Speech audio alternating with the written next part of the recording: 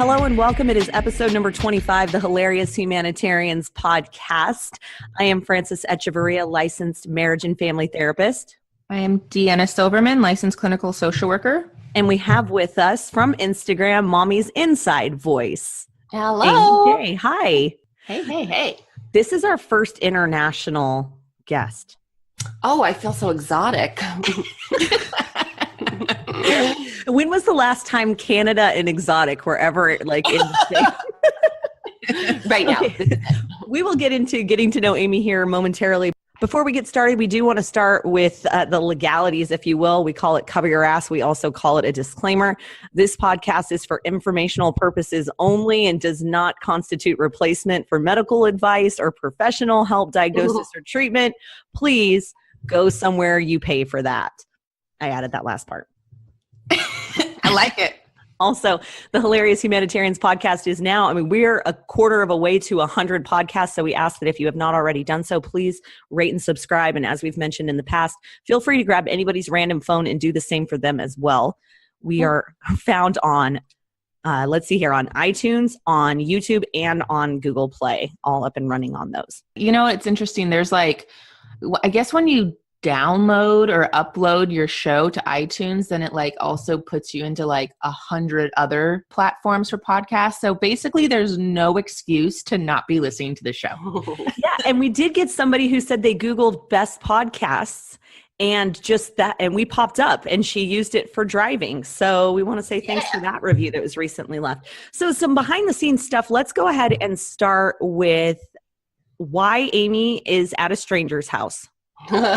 That is a good question. I'm just glad I'm still alive at this point. Yeah, we met on through Instagram. This is the first time we're meeting in person. Yeah. Hilarious Humanitarian and Mommy's Inside Voice. Does this sound familiar, Frances? Yeah. Go on, Amy, because then I'll let you know how I met Deanna. I came down here with someone that I'd never met before. Met her for the first time at the airport. Oh, yay, you're not an old man. And by the way, she's not talking about me. So No.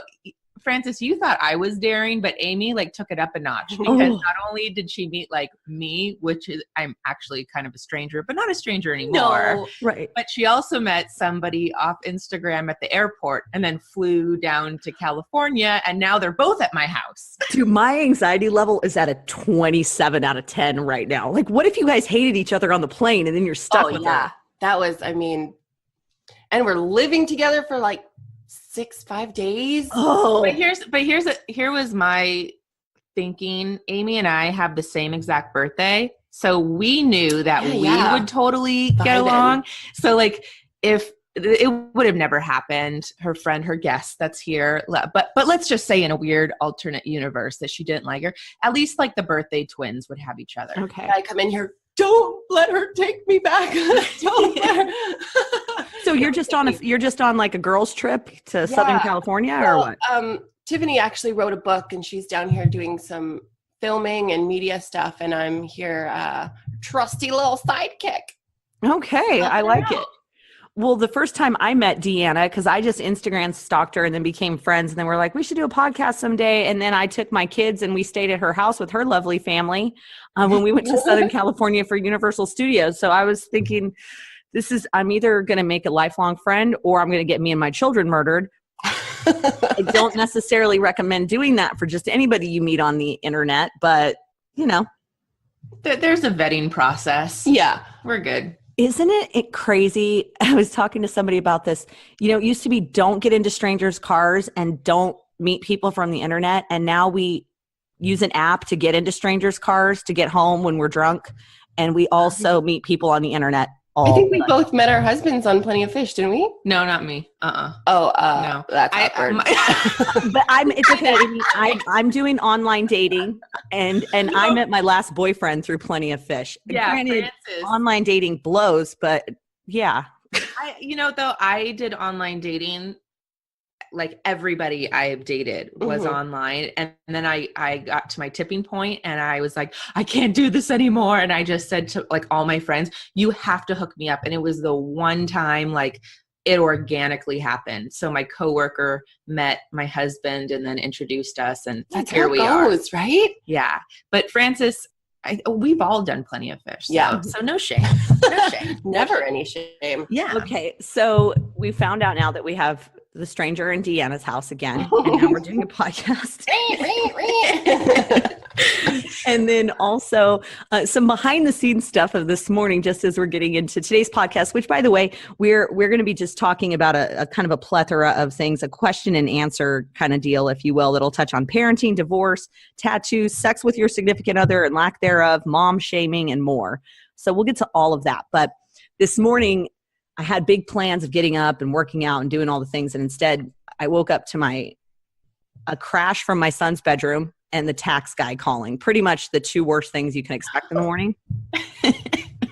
So I find out my son's rearranging his Nerf gun wall. Okay, fine. We're good on that. And then anyway, my kids fight all the time. And Amy, I want to find out about your kids coming up. But mine are almost 10 and 8. And they fight and they argue over everything. And this morning, one of them, my daughter was like rubbing my arm because I went and laid in my son's room. And then my son's like, I give better massages. And my daughter was like, no, you don't.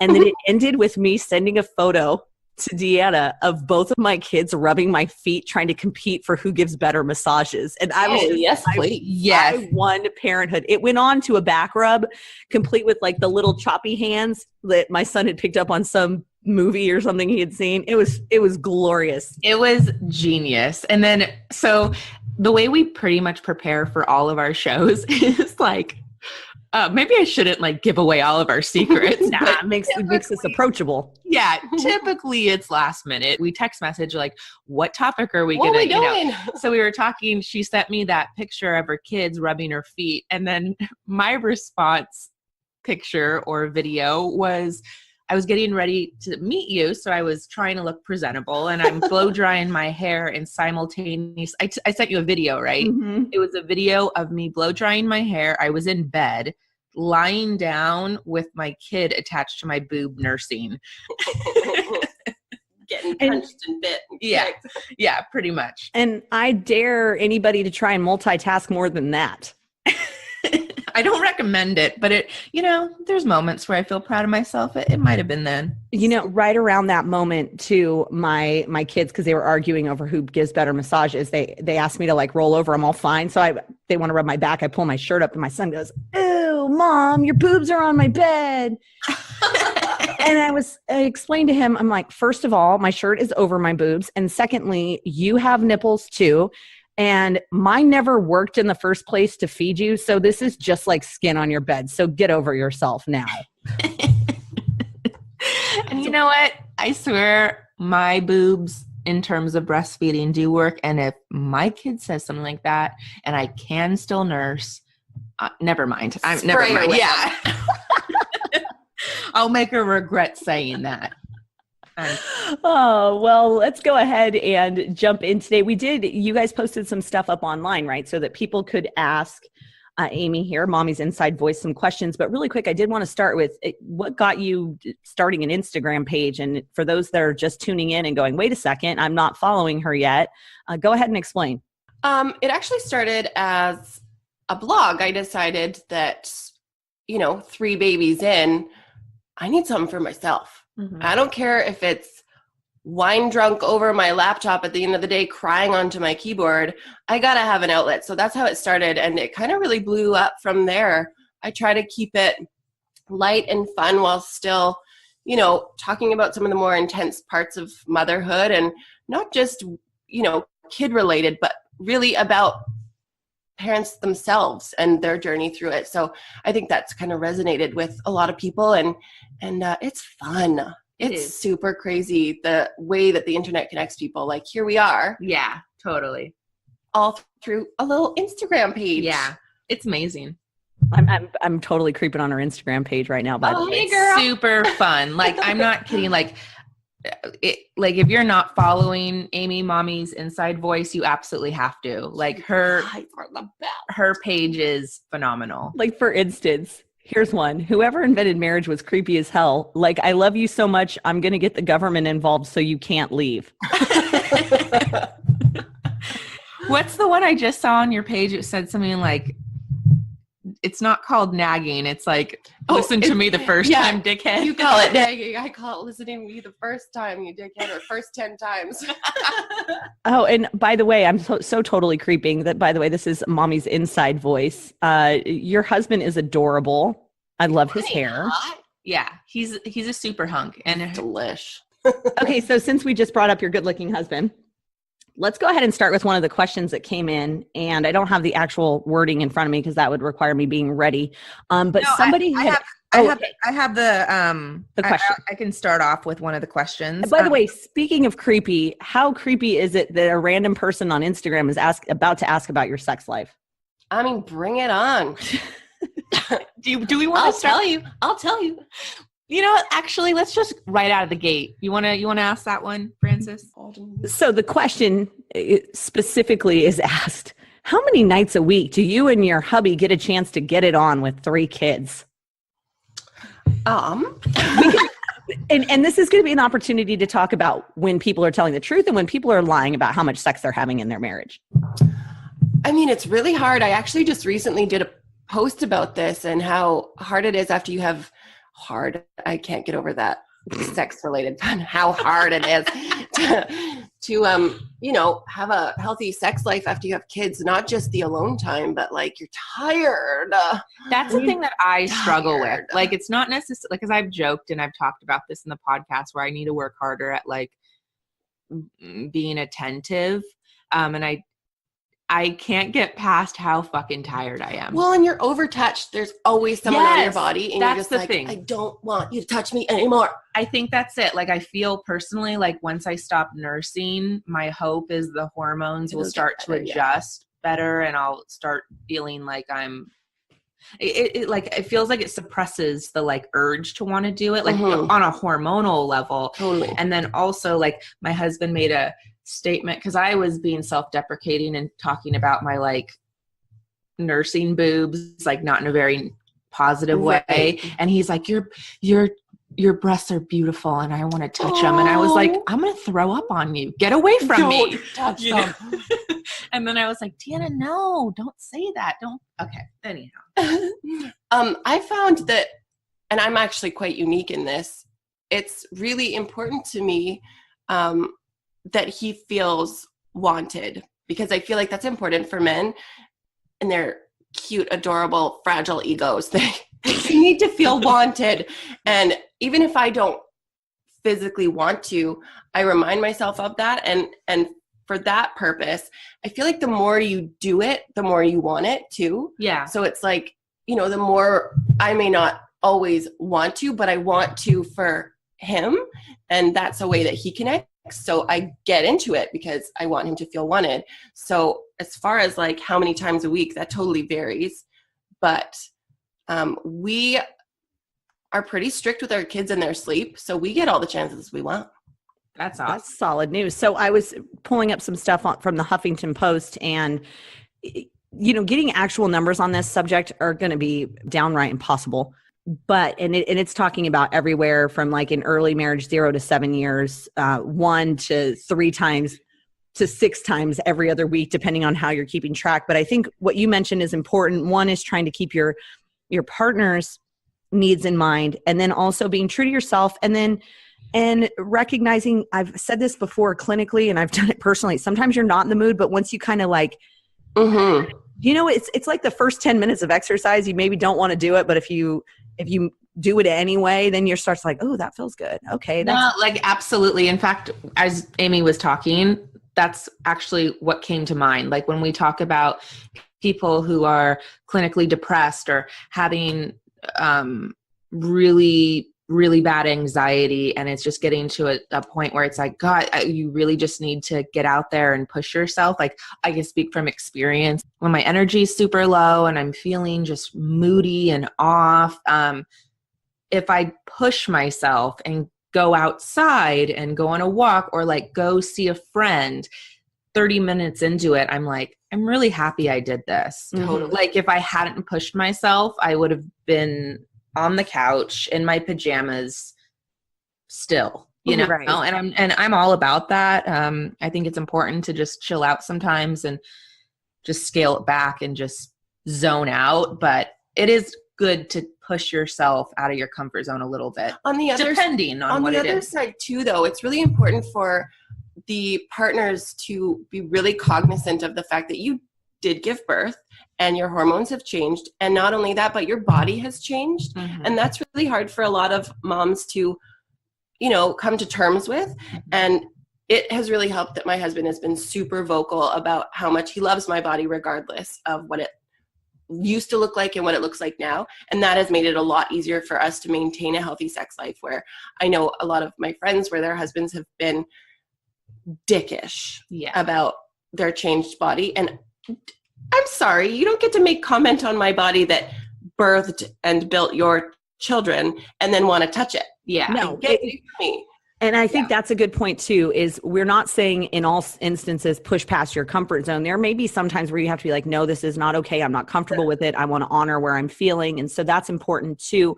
I think some things that I see in my clinical setting as well is, this sounds silly and people are like, I don't want to schedule intimacy. Sometimes you have to. Sometimes when you have kids, maybe you need to like get a sitter or go have them stay. You know what I mean? Like it takes a little bit of finagling and maybe even calendaring it, as annoying as that sounds. The other part is maybe not looking at it as every encounter needs to go full-blown sex orgasm. Sometimes, you know, just a little fun can be fun for the sake of fun. Mm-hmm. And lastly, God damn it, I love candles and low lighting. If you're feeling like a little self-conscious, light some candles and turn the lights out. Or if you just want to embrace all of it, go do it in the middle of the day with all the lights on, or, you know, natural sunlight, and just own it wherever you're at on that spectrum. Yeah, totally. I love hearing that your husband is super supportive. My husband is the same. And I think that's just, I hate to say that it's a blessing, because I feel like it should be the norm, mm-hmm. you know? And I feel for women out there that, like, I want to punch their significant other in the face when I hear that the partner is being negative or judgmental and stuff. I think that's where like my own guilt comes in, because my husband is so amazing and so supportive and just is so in love with my body and everything, that I'm like, I really need to step it up. And like Frances talks about, like, schedule things in, because for me, I get super overwhelmed and super tired. And then I'm just like, I just can't, you know, but I can.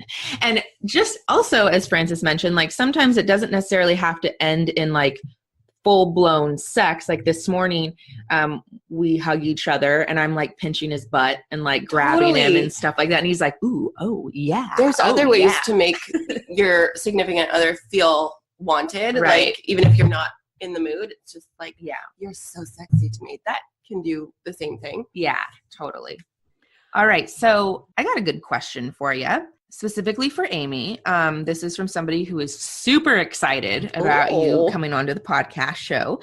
She said, you and your husband always seem to be on the same page, but you've been very open regarding how much hard work it is and how you have to fight for a strong marriage. But what happens when you disagree on something regarding your boys? How do you resolve it? Yeah, I mean, meshing your life with someone else's is always really tough, right? Like as much as you have in common, you led different lives up until the point you met, and meshing, it's never going to be as simple as you want it to be. So that is especially with parenting, because you're raised differently. You have different ideas of what it's going to look like. And I think that that's completely okay for, you know, your parenting styles to be different, because your kids can come to know which one of you to go to for different things. Mm-hmm. But as far as when we disagree about things with our boys, we have tried to not be too hard on each other, to try to not come at each other like pointing fingers, because I know he loves our kids, and whatever he's doing it because he thinks it's the right thing. And if I have a different opinion, I'm going to come at him and tell him my opinion in a loving, understanding way. Like, I know that you thought that was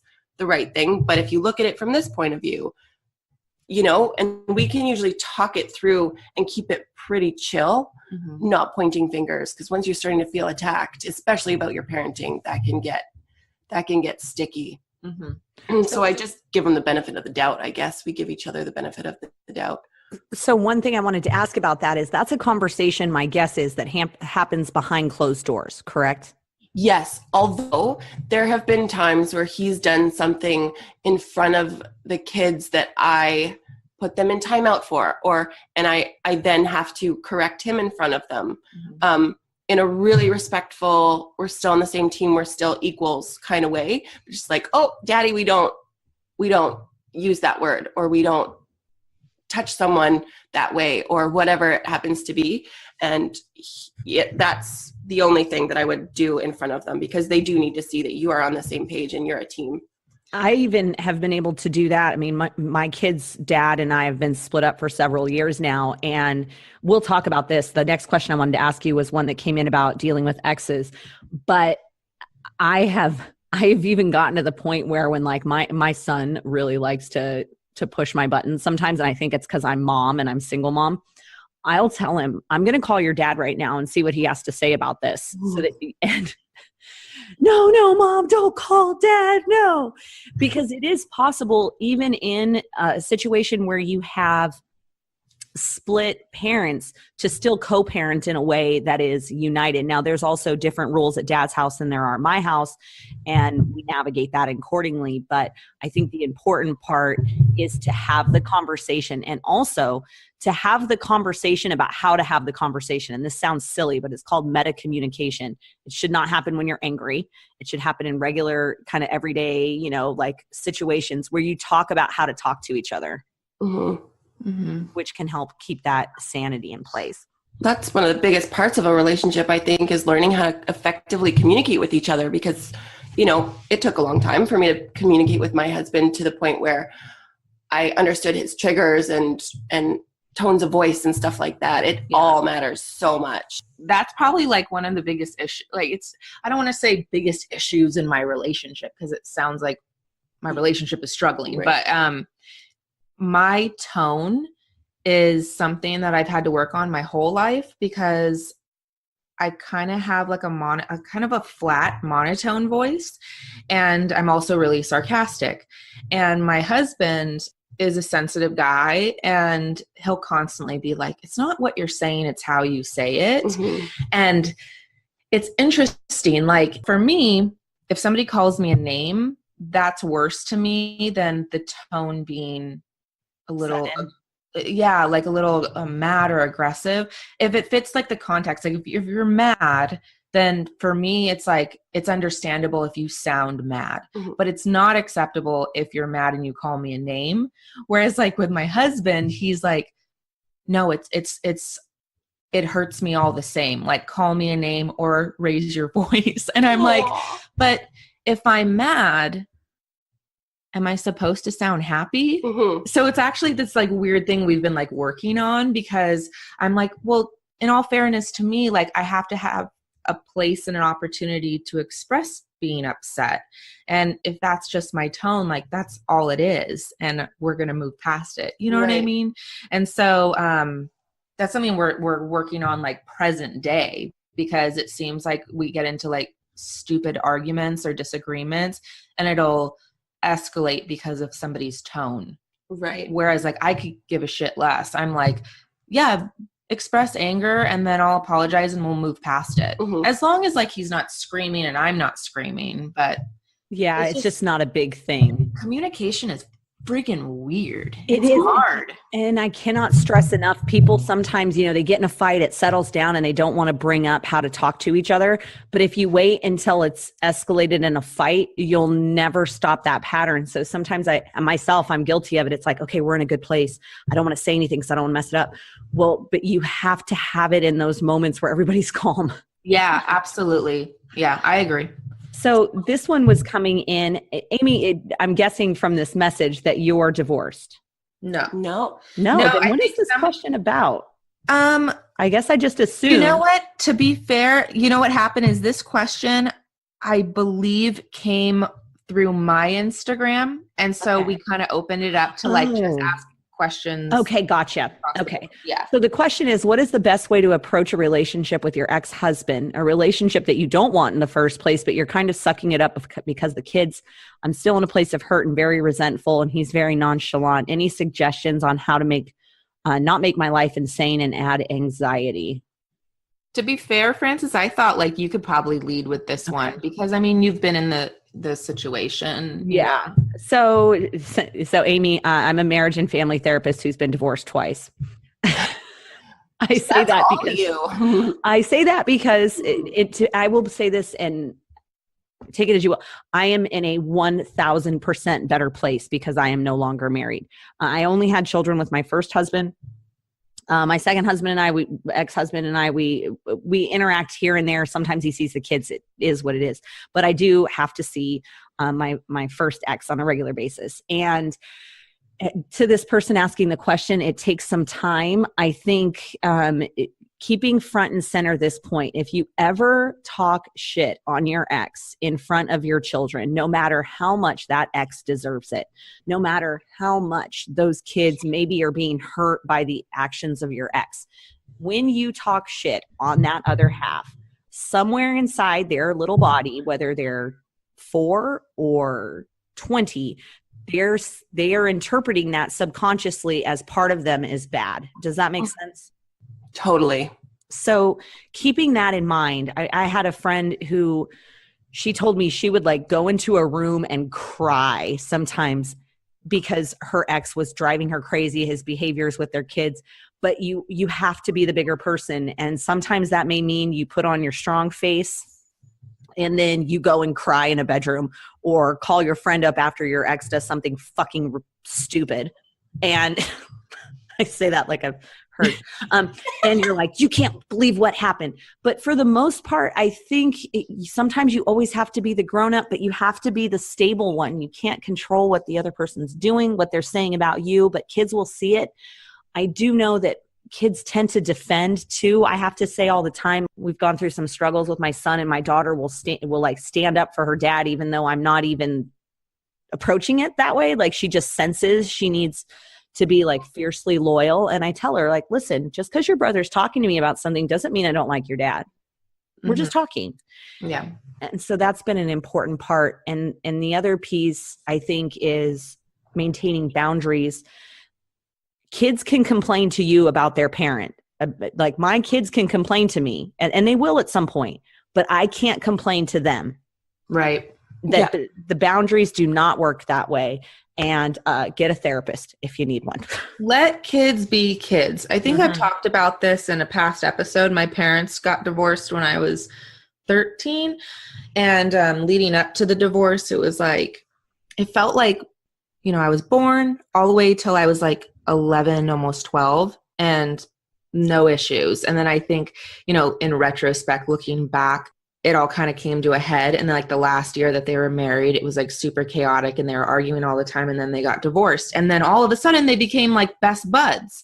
And now at like 34 years old, my dad will talk about issues that happened or when they weren't getting along, or not talking crap about my mom, but just like saying things that I never ever heard when I was a kid after they got divorced. And I thank my dad, and if my mom were alive, I would thank her for just keeping us out of it. They never ever talked shit about each other once, and they had a lot of shit to say, you know what I mean? Right. But they never ever said a word, so much so that I was confused about why they even got divorced in the first place. Like, what? Like, you guys are like super buds now. Like, I don't get it. Like, why couldn't you just be like this when you were married?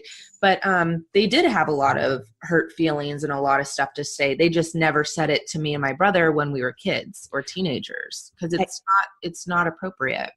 Speaking of that question, my kids still ask me, it just happened the other day, because we have, this is always weird. When you take family photos together and you split up, like, what do you do with the family photos? So in my kids' rooms are some of the canvases that we had, when we were together.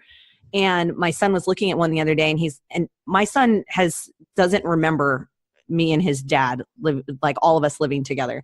And he asked me like, Mom, why did you and Dad get divorced? And I said, and this is where you have to rehearse it and then adjust it as kids get older. I said, we just weren't good married, baby. Like, I love him because he helped me have you, and we just didn't get along that way. And that's okay.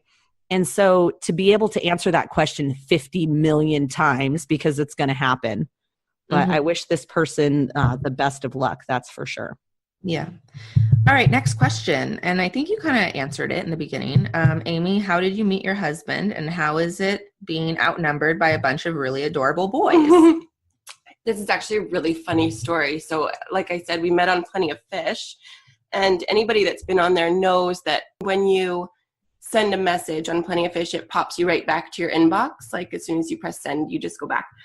So he, on his profile, it said, don't send me a message saying, what's up, or I like your hair. So that's exactly what I did. Of course, I'm a cheeky little shit. I just sent him a message that said, what's up? And it pops me right back to my inbox, and there was a message from him there. So we had sent them at the exact same time. Oh, how funny. But I felt like such an asshat because I click his message, and he's written this beautiful, long, like 3-paragraph breakdown basically of my bio. Weirdo. Telling me what he liked, right? Why are you so obsessed with me? But he was proving that he was reading. He read it and like what he liked about it. And I was like, oh, I'm sorry. Like, I figured that if you liked me, it wouldn't matter what I said. You would write back anyways. So that's how we met. And he lived on Vancouver Island and I was living in Calgary. So we chatted online and texted and stuff for like 3 or 4 months. And then he flew out to meet me. Why do I keep meeting strangers off the internet? Because it works. It works. So he flew out and it was like instant boom. Yeah. Hi person. And then I moved out a couple months later and just moved right in with him. Yeah. That's awesome. Yeah. So being outnumbered by, I thought for sure I should be a girl mom because I'm just super girly, but I'm totally a boy mom. Like I love being the queen and I love all my little princes. It's just the best. I love having boys. I love hearing that. Next question. This is a question that I actually got on the Hilarious Humanitarian Instagram, but it's for all of us. Says, so excited. I have to tell you first off how much I love your podcast. I'm a school psychologist, and I relate so much to your discussions on being professionals in the mental health field. I want to know your advice on dealing with judgmental mom shamers. Ew, no one likes mom shamers, both in terms of politely addressing it in the moment while not telling them to F off, as well as how to not internalize their shame or shade later. Even though I am a PhD, I still let these mom shamers get in my bed and doubt myself. I feel this on like a very deep level, by the way. Who wants to start? Yeah, right? There's just maybe if you have a good example of the last time you were mom shamed, that could be a good one. You know, I haven't had my time is coming for sure. Right now, I feel like my daughter can do no wrong. She's just this like bebopping little curly haired girl that like everyone falls in love with. And for the most part, she's pretty like well behaved, except the tides are changing. So she's almost 1.5 years and we got, I guess this isn't like the best example, but example nonetheless. We got invited to like a Barnes and Noble, story time. Did not realize that this story time was for like kids 3, 4, 5 years old. Older. Okay. A little older. Right. So we show up. Okay. I'm like, oh, all right. There's like a stage where the teacher or the reader is going to be, and all the kids are like, on the outside of the stage. Micah runs up on stage, sits in the teacher's chair. The teacher the reader, the Barnes & Noble employee, brought out like a flower crown. Like, we're going to all make flower crowns after we read. She grabbed the flower crown, nearly ripped it in half, then ran off. She's like a little Godzilla baby. Yes, seriously. Then she ran off, I love this actually because I love redheaded people. Like I just love red hair so much. I think it is so beautiful. So my child sees a little boy with red hair, comes up to him and just starts like giving him a head massage, and, like grabbing his hair. And I was like, okay, no. So I move her. She ends up going over to a little girl that has a baby doll. She steals the doll. Basically, it lasted 10 minutes. And I was like, and I'm out. Like the person didn't even start reading the book. And not that like anybody said anything. Yeah. But I felt the like judgment. Like I felt the tension, and maybe that was just my insecurity and me feeling overwhelmed. But in a twist of events, as we were walking out, there was this little grandma, I think with her grandson, and the grandson was on a leash, like a baby leash. And she was like, your little girl is so cute, and I understand what it's like. She just said that. And I know I'm not really, once again, I'm not giving the best example of mom shamers, but it's an example of like me in the moment feeling shamed or judged. Someone getting into your head or feeling judged. Yeah. Yeah. And then how powerful it was for somebody just to look at me and be like, you're okay. Aww. I've been there. And I like left. And that was my first experience where I almost cried, you know, where it was like, I could, all these flashbacks, all these stories of moms are like, I was so embarrassed and I cried on the way home. I'm like, I will definitely be there in a couple months from now. Cause I don't know. So I don't have my time is coming, like I said, but how do you deal with mom shamers? Have you had experiences like that? There's just, I don't understand. It's a projection of their own shit. Like they'll judge you for, you know, going to the gym. Like, why aren't you spending that time with your children? They'll judge you for working. They'll judge you for not working. And they say it. Like, if you're a judgy twat, then sucks for you.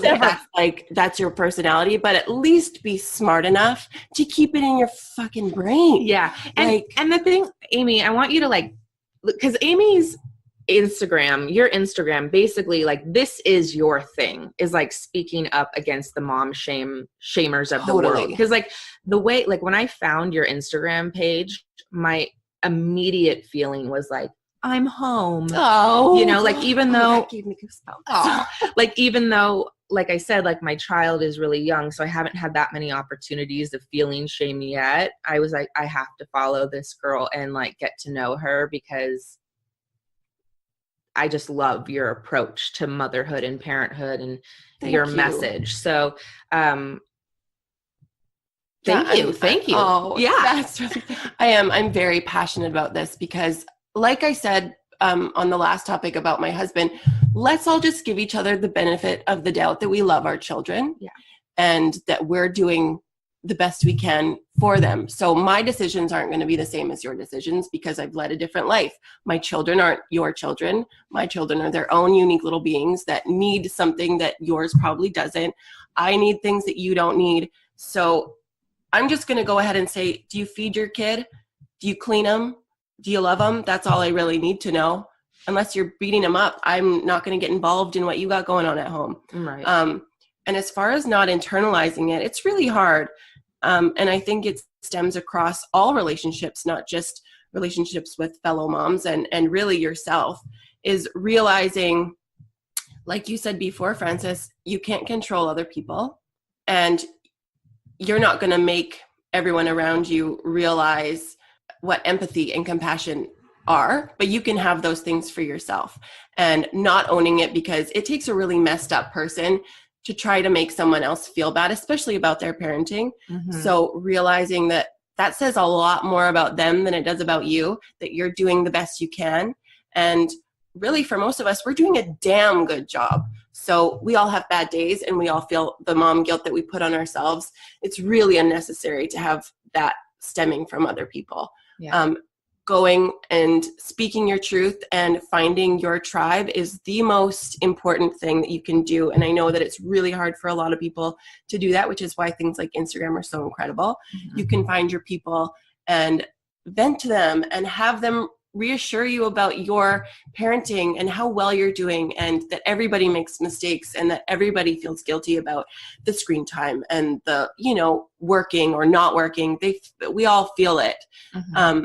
you don't have to own the words of someone that doesn't get you. They don't get you. They're not your person. That's fine. They don't get it. I think what is worth pointing out here too is some people may think that, all this positivity and reaffirming this, it's not bullshit, it's science. And I just want to point that out. You said it. Projection is something that happens all the time. If somebody is coming at you for something, most likely when we have a very visceral response to somebody, so much so that we have a need to blurt it out, it's usually that we're picking up things in that person, or it can be, we're picking up things in that person that we don't like about ourselves. Totally. So I'll throw myself out here on an example of when I've done that. My child does dance once a week. I'm not a dance mom, but I guess I technically am a dance mom because my kid goes. And sometimes I get a little judgy about people that are super, super involved in that. I have to step back and go like, okay, that's me feeling a little guilty that I don't have a whole lot of time to get super, super involved in whatever. Now, there are healthy balances of you being involved in activities and your kids being involved in activities and where you get your identity and all of that. But I just kind of stop right there and go, wait a second, what is this about? When I start to get a little too opinionated about something that has nothing to fucking do with me, what is this about in me? And so I think that's something to keep in mind if people are coming at you in a way that feels really uncomfortable and unfair. It's really about them in a lot of cases. The other thing you both brought up was shame. And I cannot emphasize enough the work of Brene Brown and her work on shame and vulnerability and shame resiliency, because this idea that we're never going to, that we're going to be able to get to some place where people don't get in our heads is nonsense. We are going to have shame triggers. They're going to push those buttons, but it's how fast we bounce back from it.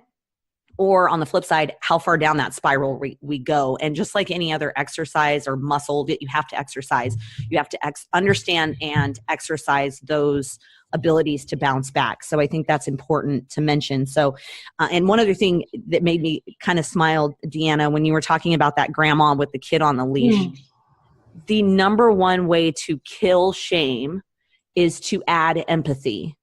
And so when we practice empathy for others, or someone practices it with us when we're feeling shamed, that's the place where we can like grow and heal from. So I like it.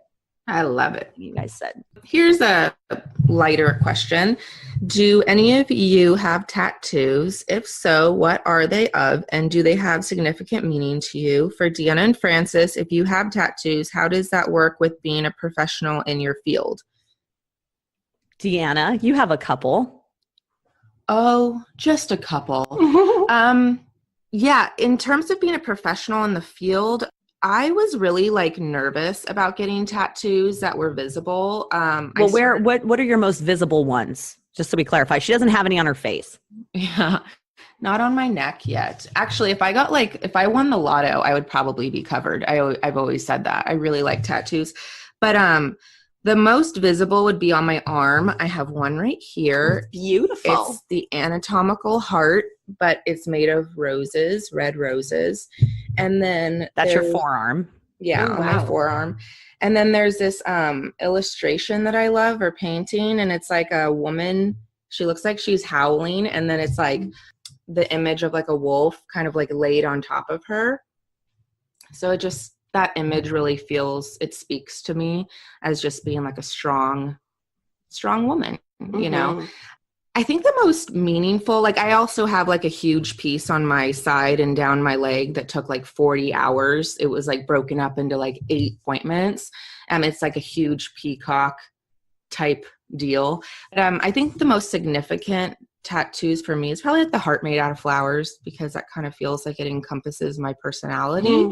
In terms of us being like professionals in the field, I got the tattoos on my arms last because I was nervous. And then I just got to a place where I was like, you know what? I feel like this is who I am. And as I've gone further and further into my career, I feel like it's worked for me as opposed to against me, because it makes people, at least the population that I want to work with, either they feel connected to me because I have tattoos, or it's like no big deal, you know? So what's your take on it?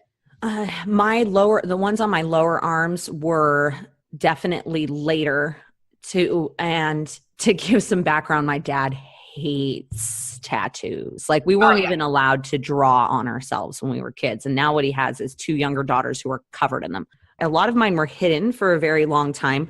As I got along further in my practice at school, it was like significant ones. I have my kids' names as part of like art pieces. I have something that's dedicated to like my heritage, and one on my back that I haven't finished yet because I don't see it, so it doesn't matter.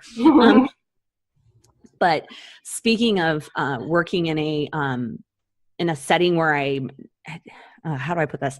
When I worked with kids, it was fine. In fact, I had to tell them sometimes like, yes, I have tattoos, but I'm also an adult, and I didn't pay $20 for it in the garage. So I know you think it's really cool to go get somebody to give you one in the garage, but please hold off and be careful about placement.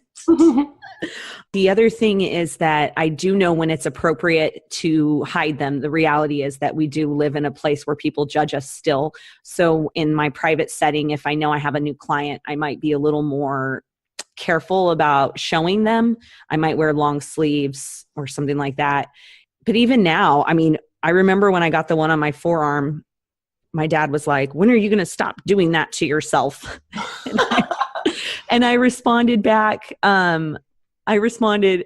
well, Dad, I'm getting my master's degree and I'm employed and I have children. And at the time I was married, I think I'm okay. And then just the other day, he saw one on my wrist, which I got by a Viking when I was in Iceland. What? Yes, I went by myself to Iceland. I booked my trip. The next day, my mom died. And I was like, I'm going to Iceland still. And it was something for her and for us and for our family. And so he saw it the other day and he's like, when did you get that? And I said, Dad, I got it over a year ago. And I just kind of moved on with it. That's lovely that you got that. The funny thing is though, not just tattoos, but you can't tell, Amy, because I have short hair, but I have my head's shaved on the side. And sometimes I do colors and my hair's short. I think I have been more judged in a professional and personal setting for having a quote boy haircut than I ever have been for the tattoos, which I think is really interesting because people like to put a whole lot of femininity or question my femininity and even my sexual orientation based on the fact that I really like having short hair. So I'm careful with that too. Like at this point though, fuck off. I'm a good counselor. And if you don't like it, I will never understand why people care. Why do you care what I do? It's not affecting you. I don't get it. And speaking of going back to shaming earlier, it's interesting because people like, when did I invite somebody to say something of, well, I really liked you with longer hair. I really liked you when you kept your mouth shut. How about that? And if you want to shave your head because that makes you feel the most feminine you've ever felt in your entire life, then you go shave your head and everybody else can move the fuck on. Oh man, how awesome would it be if everyone just presented themselves exactly how they felt they were, and it was like you got to meet someone and kind of see how they wanted to come across. Exactly, not just how they thought they should come across, but how they feel in themselves. How awesome would that be? We would be so colorful and incredible if we weren't so worried about being judged by these. You know what I realized I did too, and this is how our podcasts go. Welcome to the show. Is I realized when I started getting the tattoos and then shaving my head and doing all that stuff, that's basically what I was doing. It was a little bit of a defense mechanism, as in, if you're going to judge me for this, I'm not letting you pass this. Right. And I feel like everything is authentic about me. It's stuff I like. But if you're going to look and make decisions based and on my education, or you're going to make decisions about my educational level, me as a parent, me as a person, me as a woman, and you're going to do that based on what you're seeing, then move right along. I don't have time for you. Yeah. I have also had to learn, though, how to not be judgmental about people I like to put in boxes based on the fact they're beautiful with long blonde hair and super bubbly like you and Deanna. I have to check that stuff too, because I'm no better if I don't. Right. And like you were saying, you've got this gorgeous haircut, shaved, and you probably get judged on that. But equally, Deanna and I probably get judged on what we look like too, and put in, like you said, boxes. We all do it. We totally all do it. but at least we're aware of it. Right. And that's the first start of it, if you will. Okay. So I wanted to get back to some questions that people had asked. Sure. Do you talk about depression and anxiety? I do. Yes. How do you deal with it now? So, I actually very candidly last summer, I was really reaching my peak of it. It presents to me very physically. So I was getting to the point where I felt like I had the flu basically 24/7. And I thought, I was like, there is something seriously physically wrong with me. So I laid it out actually in my Instagram stories. I said, this is what's happening. This is how I'm feeling, both emotionally and physically. And these are the things that I'm going to do. So I'm going to speak with my doctor. Second, I'm going to really focus on my nutrition. Third, I'm going to start really setting aside time for myself. And that's kind of where I started. And I went to my doctor and he said, you have something called anxiodepression, which is a mixture of both equal parts anxiety and depression. And that's why you're feeling this way. And I said, no, you're not understanding me. I feel nauseous. I feel dizzy. I feel in pain. I feel all the time. And he said, yeah, no, your body, that's your body's response. It's basically in fight or flight mode all the time. Physiological response to stress. Yes. So once I still thought he was a bit nuts. I still didn't really believe him, but I decided to go on the medication. I have a history of mental illness in my family, and I've seen it, work its wonders on lives around me, and it's just not something that I wanted for myself and my kids. And it was starting to really affect the way that I parented. I was snappy and irritable, and I wasn't feeling like myself. So I decided to go on the antidepressants, and within about a month, I was starting to feel better and like myself. And it was it was very empowering for me to realize that wasn't who I was. I was starting to worry that I was becoming this person, and starting to feel like myself again was amazing. So I've still kept up with, I'm on the medication, and I know a lot of people feel shame for that even, like, can't you just, figure it out? No, my brain works differently than your brain. Like, the chemicals in my brain are wonky. No, I can't figure it out. Yeah, so, you don't tell somebody that if they have cancer or diabetes or a broken leg. Exactly. That's what people don't realize, is it is a physical thing. It presents in everybody so differently. You can't tell someone to shake it off.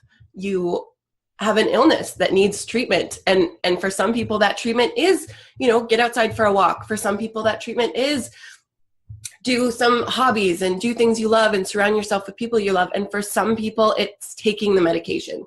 So for me, I had to take the medication, and I'm really grateful that I have that opportunity to look after myself in that way. So that's what I do. I still maintain doing things like this, going on a trip that I feel guilty leaving my babies. I miss them terribly. I'm so grateful to my husband, but I need to do that for myself. And those things help with my anxiety and my depression. Just getting to be me has really helped. And that's actually a good place to take this up, because as we get ready to wrap up this podcast, which features Mommy's Inside Voice, which, by the way, I love that handle. I love it. Thank you. We do like to talk about self-care as we wrap things up, or pushing your comfort zone. And it sounds like this trip is a little bit of both. Granted, you're flying with a stranger and right now sitting with another stranger, while another stranger is in her house below on the bottom floor. But that was a sign of self-care and pushing your comfort zone, this trip. Totally. And even tying back in the mom shame thing, I've had a few people like, I could never leave my children. Then too bad, because you're missing out. Sucks for you. This is awesome.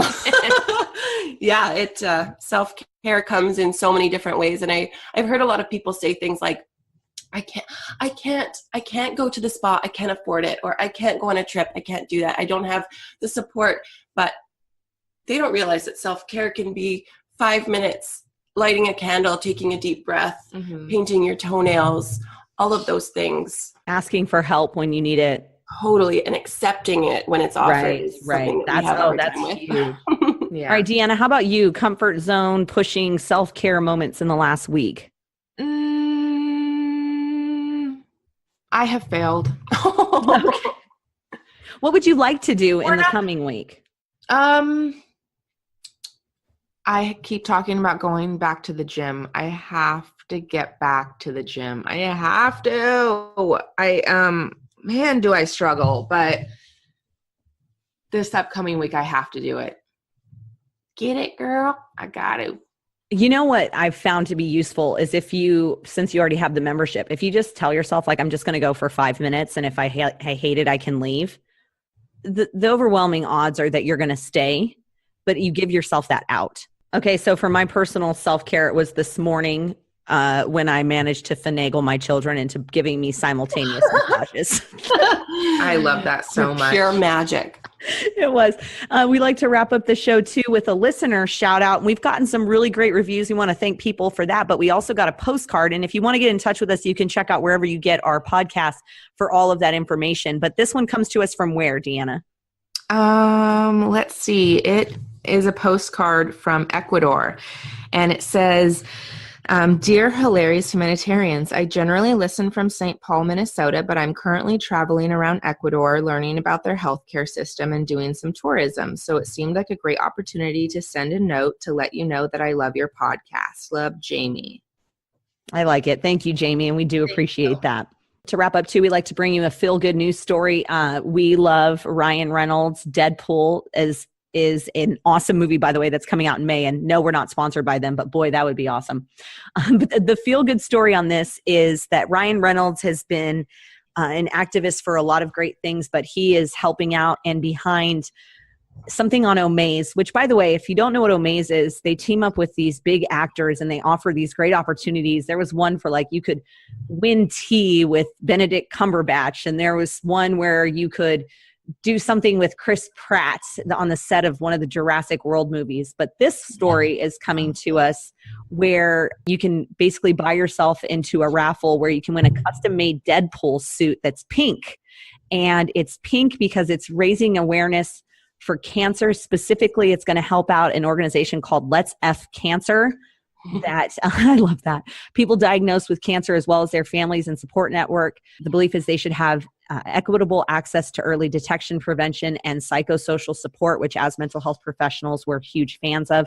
So if you check this out, you can go to omaze.com. You can win this pink Deadpool suit and, quote, send a big FU to cancer. May I just remind you that Mr. Ryan Reynolds is Canadian. Oh, there you go. We're all gold. I wish that was true.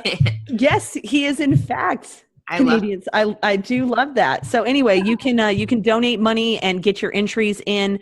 For instance, see here, $25 will get you 250 entries, and it goes on up from there. So that's pretty awesome. We ask as we wrap up today that you please rate our podcast and subscribe. You can do so through whatever medium you're getting our podcast from. Certainly recommend it and tell your friends. To recap too, we've featured Amy here, Canadian Amy, our first international star. Exotic Canadian Amy. Yes. You can find her on Instagram under Mommy's Inside Voice. And as always, you can find me at Hilarious Humanitarian and H Humanitarians Podcast on Instagram. And Francis is at Shut Up Skippy. Yes, and we will be back next week with another podcast. Thank you for joining us. Bye, guys. Bye.